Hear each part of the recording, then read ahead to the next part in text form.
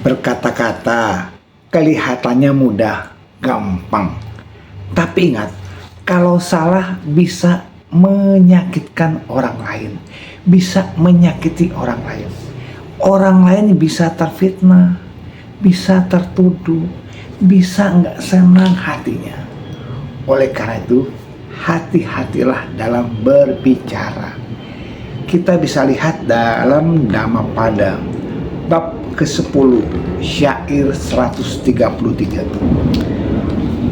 Janganlah berbicara kasar kepada siapapun, karena mereka yang mendapatkan perlakuan demikian akan membalas dengan cara yang sama. Sungguh menyakitkan ucapan kasar itu, yang pada gilirannya akan melukaimu. Bapak Ibu sahabat muda, betapa mudahnya berbicara kalau tanpa dipikir terlebih dahulu. Kita bisa saja berbicara seenak hati kita, yang penting kita puas. Tapi efeknya bisa bahaya buat orang lain, juga sangat berbahaya buat diri sendiri. Memang saat kita bicara yang kasar, yang kejam, yang sadis, kelihatannya tidak apa-apa.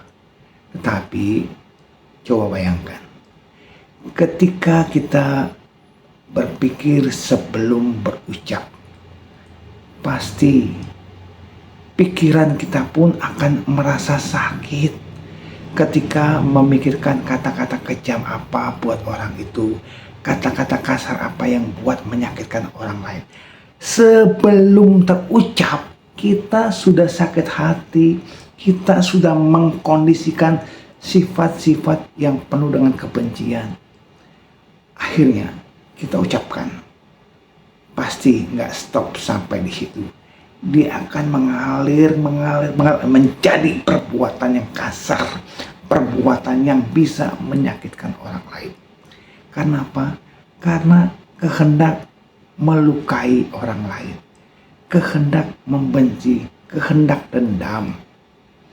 Bapak Ibu sahabat muda, bisa saja kita melihat kondisi orang yang memang tidak mengenakan kita, tidak mengenakan hati kita, maunya marah. Tapi stop dulu, renungkan. Saat itu kita sedang memetik karma buruk lalu. Karma buruk apa? Melalui mata kita melihat yang tidak menyenangkan. Melalui pikiran kita sudah memetik buah kebencian akibat karma lampau. Maka itu jangan kita ciptakan karma baru, karma buruk baru yang keluar melalui pikiran, ucapan, dan tindakan. Waspadalah. Pikiran itu liar, pikiran itu sulit dikendalikan. Sudah begini, maunya begitu, akan begini, akan begitu. Banyak. Pikiran selalu mencari hal-hal yang menyenangkan untuk dirinya. Oleh karena itu, Bapak Ibu, mari belajar kendalikan pikiran. Latihan.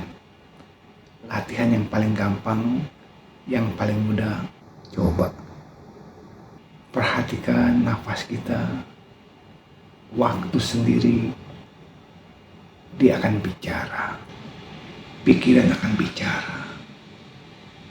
Saya telah berbuat baik, saya telah berbuat jahat, saya telah menyenangi orang lain, saya telah menyakitkan orang lain. Itu pikiran akan berbicara. Wow, berat sekali. Karena itu Bapak Ibu sobat muda, sahabat terdekat adalah pikiran yang bisa kita kendalikan, pikiran yang terlatih.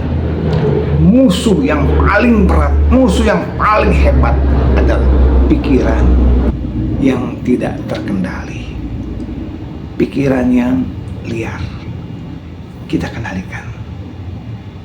Berawal dari pikiran baik, ucapan baik, akhirnya perbuatan pun baik. Mulailah dari sekarang, dari diri kita, dari hal-hal yang kecil. Misalnya kita hidup berkeluarga, mulailah memikirkan suami atau istri semoga berbahagia. Ayah, ibu berbahagia. Anak-anak saya berbahagia. Lingkungan sekitar kita berbahagia. Mulai dari situ, akhirnya kebaikan pun akan kembali pada kita. Pak, kalau saya mengharapkan kebahagiaan orang lain, loh, kebahagiaan saya hilang dong. Tidak, justru bertambah. Kebaikan kita bertambah. Nggak percaya? Coba mulai dari diri sendiri. Oke, semoga Anda yang suka berikan tanda like, share buat teman-teman yang membutuhkan dharma. Semoga semua makhluk hidup berbahagia. Sadu, sadu, sadu.